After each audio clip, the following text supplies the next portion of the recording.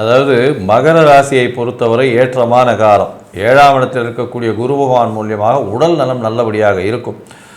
திருமண பாக்கியம் ஏற்படக்கூடிய வாய்ப்புகள் உண்டு. தொழிலில் அபரிமிதமான ஏற்றம் இருக்கும். முயற்சிகள் எல்லாமே வெற்றி பெறக்கூடிய வாய்ப்புகள் உண்டு. இந்த மாதத்தில் பார்த்தோம்னா, அதுவும் ஐப்பசி மாதத்தில் உங்களுடைய தொழிலில் அபரிமிதமான ஏற்றம். அதை தவிர மறைந்து இருக்கக்கூடிய இடத்திலிருந்து திடீர் பணவரவு வரும். அரசாங்கத்தின் மூலியமாக உங்களுக்கு நல்ல ஒரு அதாவது மெரிட் அந்த மாதிரியான விஷயங்கள் வரக்கூடிய வாய்ப்பு உண்டு. அங்கீகாரங்கள் வரக்கூடிய வாய்ப்பு உண்டு. தொழிலில் ஒரு பெரிய ஏற்றம் இருக்கும். செய்யக்கூடிய வேலையில் நல்ல ஒரு ஏற்றம் இருக்கக்கூடிய வாய்ப்புகள் நிச்சயமாக உண்டு. உங்களுடைய ராசிக்கு பார்த்தீங்கன்னா தந்தையின் மூலியமாக சொத்துக்கள் வரக்கூடிய வாய்ப்பு உண்டு. அதை தவிர வெளிநாடு, வெளியூர், வெளிமாநிலம் சென்று படிக்கக்கூடிய பாக்கியங்கள் நிச்சயமாக இருக்கும். பொது காரியங்களுக்கு நீங்கள் செலவு பண்ணக்கூடிய காலகட்டமாக இருக்கும்.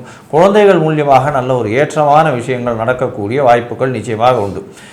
பணவரவிற்கு பஞ்சம் இருக்காது. தாயின் உடல்நிலையும் தந்தையின் உடல்நிலையும் நல்ல ஒரு சீராக இருக்கக்கூடிய வாய்ப்புகள் நிச்சயமாக இருக்கும். இந்த காலகட்டத்தில் உங்களுடைய பேச்சில் ரொம்ப கவனமாக இருக்கும். 2ஆம் இடத்துல வக்கர சனி இருக்குது. இவ்வளோ நாள் குரு பார்த்துட்டு இருந்தார். அதனால் இப்போ குரு பார்வை இல்லை அந்த சனி பகவானுக்கு. பேச்சில் ரொம்ப கவனமாக இருக்கும். பணவரவிற்கு பஞ்சம் இருக்கவே இருக்காது.